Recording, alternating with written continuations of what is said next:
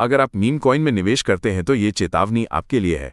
BNB chain पर कई token 24 घंटे में 90% तक गिर गए हैं। इस अचानक गिरावट ने लाखों डॉलर का निवेश खत्म कर दिया। ह पे ए की मात्रा, ज पे छोटी ई की मात्रा, स पे ए की मात्रा। बीएनबी मीम सीजन के बुलबुले के फूटने की आशंका बढ़ गई है। विशेषज्ञों का कहना है कि अगर आप ब्लू चिप मीम कॉइन में शुरुआती स्थिति में नहीं हैं, तो आप एग्जिट लिक्विडिटी बन सकते हैं, यानी दूसरों के लिए बाहर निकलने का रास्ता। दुनिया का सबसे बड़ा क्रिप्टो एक्सचेंज अब मीम कॉइन मार्केट में एक नया मोड़ ला रहा है। बाइनेंस वॉलेट ने मीम रश लॉन्च किया है, जो 4.meme के साथ मिलकर मीम टोकन के लिए एक संरचित और सुरक्षित शुरुआती पहुंच प्रदान करता है। ये प्लेटफॉर्म बॉन्डिंग कर्व मॉडल और 3 चरणों वाली प्रक्रिया का उपयोग करता है, जिसका उद्देश्य धोखाधड़ी को सीमित करना और खुदरा सहभागिता को उच्च रखना है, जो pump.fund जैसे प्लेटफॉर्म को चुनौती दे सकता है। डिजिटल दुनिया में आपकी प्राइवेसी खतरे में है, लेकिन एथेरियम फाउंडेशन ने एक बड़ा कदम उठाया है। एथेरियम फाउंडेशन ने 47 शीर्ष विशेषज्ञों की एक प्राइवेसी क्लस्टर टीम बनाई है, जिसका लक्ष्य एथेरियम नेटवर्क पर प्राइवेसी सुविधाओं को बढ़ाना है। यह team private payments, decentralized identity और जीरो नॉलेज प्रूफ जैसी तकनीकों पर काम करेगी, जिसमें कोहाकू वॉलेट और संस्थागत समाधान भी शामिल हैं।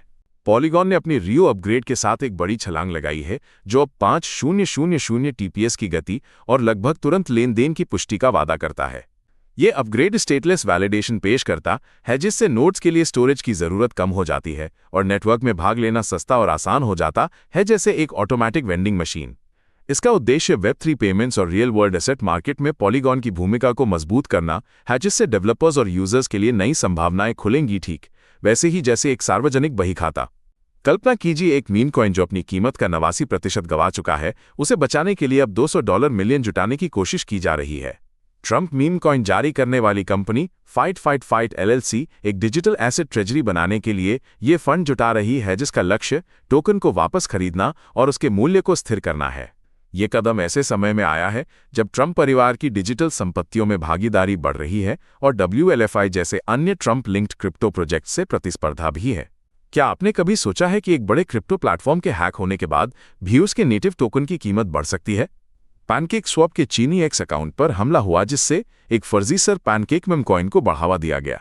लेकिन हैरानी की बात यह है कि केक टोकन की कीमत में 16% तक का उछाल देखा गया, बिना किसी फंड के नुकसान के। विशेषज्ञों का मानना है कि ये फिशिंग हमलों और कमजोर सुरक्षा जागरूकता का परिणाम है, जो सोशल मीडिया खातों को डिजिटल तिजोरी की तरह असुरक्षित बना देता है। कल्पना कीजिए आपका क्रिप्टो वॉलेट अब सिर्फ टोकन रखने की जगह नहीं, बल्कि 40x लीवरेज के साथ एक पूरा ट्रेडिंग प्लेटफॉर्म बन गया है। मेटामास्क ने हाइपरलिक्विड के साथ मिलकर मोबाइल ऐप में परपेचुअल फ्यूचर्स ट्रेडिंग लॉन्च की है, जो 150 से ज्यादा EVM एसेट्स पर उपलब्ध है। ये कदम मेटामास्क को एक पूर्ण डीफाई ट्रेडिंग हब में बदल रहा है, जो सेंट्रलाइज्ड एक्सचेंजों को चुनौती देने और पॉली मार्केट जैसे प्रेडिक्शन मार्केट को इंटीग्रेट करने की तैयारी में है। क्या आप जानते हैं कि BNB चेन पर $1 अरब का निवेश आ रहा है, जो वेब3 के भविष्य को पूरी तरह बदल सकता है?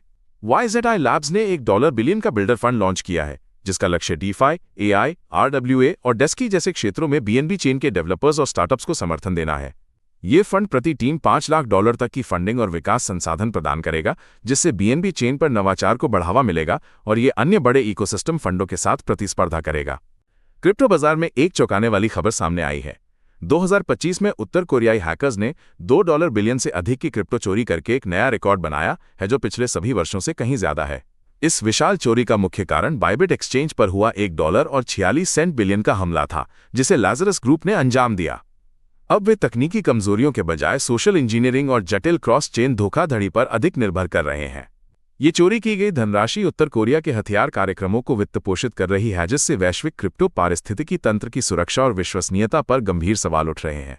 कल्पना कीजिए अगर आपके राज्य का बैंक अपनी खुद की डिजिटल मुद्रा जारी करे तो क्या होगा? नॉर्थ डकोटा का बैंक 2026 में नेफ्राइडर कॉइन नामक डॉलर समर्थित स्टेबल कॉइन लॉन्च करेगा। ये फिसर्व के साथ मिलकर अंतर बैंक लेनदेन को आधुनिक बनाने और राज्य के वित्तीय नेटवर्क को मजबूत करने का लक्ष्य रखता है। ये अमेरिका में किसी राज्य स्वामित्व वाले बैंक द्वारा जारी किया गया पहला स्टेबल कॉइन है, जो पारंपरिक वित्त और ब्लॉकचेन नवाचार को जोड़ता है। सोलाना के डीफाई बाजार में एक बड़ा बदलाव आने वाला है, जब जुपिटर और एथेना मिलकर जूप USD नामक एक नया नेटिव स्टेबल कॉइन लॉन्च करेंगे।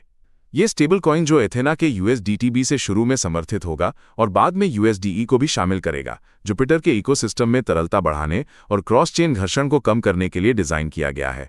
इसका अंतिम लक्ष्य यूएसडीसी को प्लेटफॉर्म पर प्रमुख इकाई के रूप में बदलना है, जो 300 अरब डॉलर से अधिक के बढ़ते वैश्विक स्टेबलकॉइन बाजार में एक महत्वपूर्ण रणनीतिक कदम है।